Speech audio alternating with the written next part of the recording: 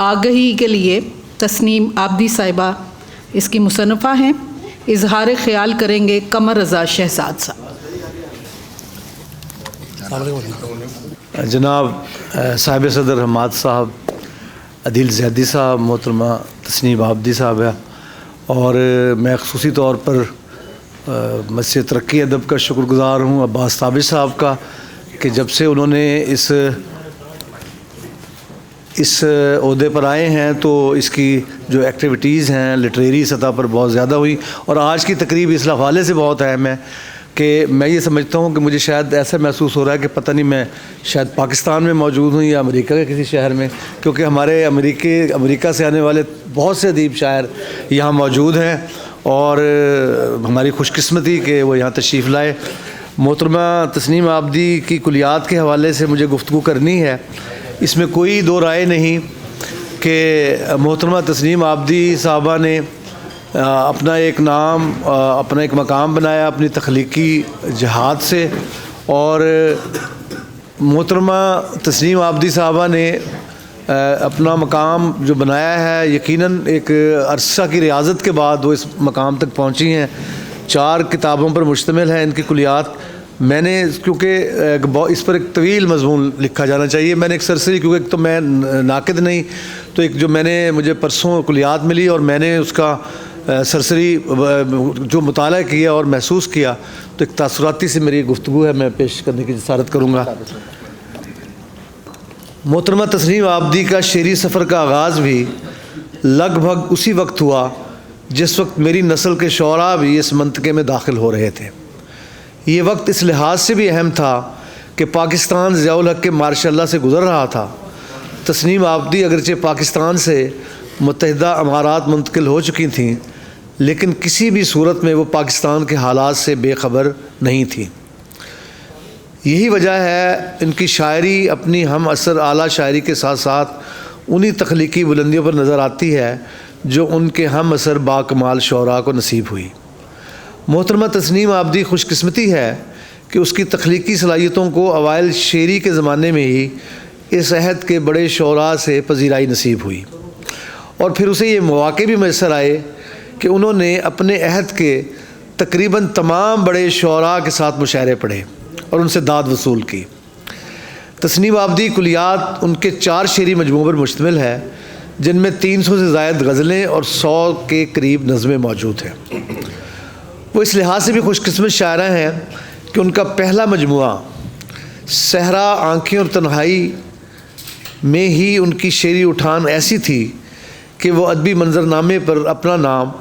اہم شاعروں میں لکھوانے میں کامیاب ہو گئی. ایک مضبوط بنیاد پر اپنی شعری عمارت بنانے والی یہ شاعرہ سمجھ چکی تھی کہ شعری دنیا میں عزت و احترام شعر ہی سے حاصل ہو سکتا ہے. دوسری اہم بات کہ انہوں نے اپنے پہلے شعری مجموعہ میں ہی اپنی ہم عصر عمدہ آوازوں کی موجودگی میں اپنی الگ آواز بنانے کی طرف توجہ دی. میں نہیں جانتا کہ یہ عمل شعوری تھا یا پھر انہوں نے صرف اپنے اندر سے اٹھنے والی آوازوں پر انحصار کیا. کسی بھی شاعر کے لیے بہت اہم ہے کہ وہ اپنی بات بنانے کی کوشش کرے. میں سمجھتا ہوں تسنیم عابدی اس میں کامیاب ہوئیں. جیسا کہ میں نے پہلے کہا کہ ان کا شمار ان شعراء میں ہوتا ہے جن کا تخلیقی سفر ماشاء اللہ کے سائے میں ہوا. یہی وجہ ہے کہ وہ بلند آہنگ شاعرہ بھی ہیں اور شعر میں اپنے عہد کے ظالموں سے نبردآزماں بھی. لیکن کمال یہ ہے کہ ان کے شعری تجربے میں تخلیقیت کہیں بھی مدھم نہیں پڑی. ان کا دوسرا شعری مجموعہ تماشا غالباً 2006 میں شائع ہوا، اور اگر میں اس بات کا اعتراف نہ کروں کہ یہ مجموعہ ان کے شعری ارتقاء اور ان کے مزید آگے کی طرف بڑھنے کا اشارہ کر رہا ہے تو یہ زیادتی ہوگا. اس مجموعے میں ان کے ہاں محبت کی کیفیات بھی کھل کر سامنے آئیں. مزاحمت سے محبت تک کا یہ سفر شاندار بھی ہے اور دلکش بھی. تیسرے شعری مجموعے ردائے ہجر میں ان کا شعری سفر اپنے پورے عروج پر نظر آتا ہے. اس مجموعے میں شامل غزلیں مزاحمت اور محبت کے ساتھ ساتھ ایک حیرت بھی اپنے اندر سموئے ہوئے ہیں. یہاں وہ ایک ایسی پختہ کار اور مکمل شاعرہ کے طور پر اپنی شاعری سے قاری اور سامع کے ذہنوں کو جکڑ لیتی ہیں. جب کسی شاعر کا شعری سفر بلندیوں کی طرف پرواز کرتا ہے تو یقیناً اس میں شاعر کی ریاضت اور شاعری سے کمٹمنٹ کی گواہی دے رہا ہوتا ہے۔ ان کا چوتھا شعری مجموعہ ارتکاز بھی اسی شعری سفر کا تسلسل ہے جو ان کے تینوں مجموعوں میں دکھائی دیتا ہے۔ تسنیم آبدی کی کلیات ان کے طویل شعری سفر کی کہانی ہے جو انہوں نے استقامت سے طے کیا اور سنجیدہ ادبی حلقوں میں اپنا نام بنایا، اور یہ نام وہ ہے جو عزت و احترام سے لیا جاتا ہے، وگرنہ فی زمانہ نام کمانا اتنا مشکل بھی نہیں۔ دیار غیر میں رہتے ہوئے مرکزی دھارے کی شاعری کرنا کسی موضوع سے کم نہیں، اور محترمہ تسنیم آبدی نے یہ موضوع کر دکھایا ہے۔ وہ پاکستان سے باہر ان سنجیدہ اور باوقار شعراء میں شامل ہیں جن پر بلا شبہ ہماری شاعری فخر کرتی ہے۔ اب آخر میں چند شعر پیش کرتا ہوں کہ خود شناسی کا زہر گھولتی ہوں، خود شناسی کا زہر گھولتی ہوں، بند باب طلسم کھولتی ہوں، اور گونگے بہروں کے شہر میں ناحق میں فصیح و بلیغ بولتی ہوں۔ خود شناسی کا زہر گھولتی ہوں، بند باب طلسم کھولتی ہوں، گونگے بہروں کے شہر میں ناحق میں فصیح و بلیغ بولتی ہوں، اور کمک نہ آئے گی تم انتظار مت کرنا، کمک نہ آئے گی تم انتظار مت کرنا، کمک نہ آئے گی نہیں، یہ اہل کوفہ ہے،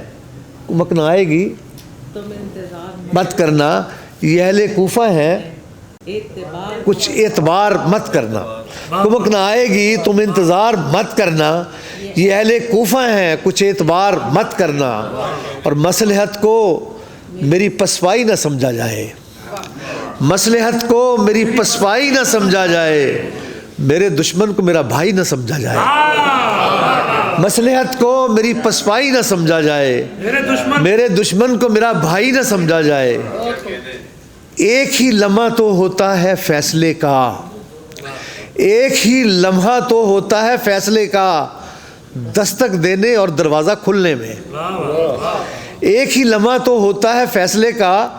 دستک دینے اور دروازہ کھلنے میں، دل کے خانے میں کوئی چیز سلامت نہ رہی، دل کے خانے میں کوئی چیز سلامت نہ رہی، اس نے ترتیب الٹ دی میری الماری کی، دل کے خانے میں کوئی چیز سلامت نہ رہی، اس نے ترتیب الٹ دی میری الماری کی، میں تھک گئی ہوں تقدس کے بوجھ سے، لیکن میں تھک گئی ہوں تقدس کے بوجھ سے، لیکن کوئی مزار پہ چادر چڑھانا چاہتا ہے، میں تھک گئی ہوں کوئی مزار پہ چادر چڑھانا چاہتا ہے، اپنے اندر کی فضاؤں میں سماتی ہوئی میں، پر سمیٹے کسی پرواز کو جاتی ہوئی میں،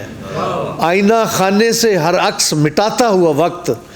ریت پر اپنے خد و خال بناتی ہوئی میں۔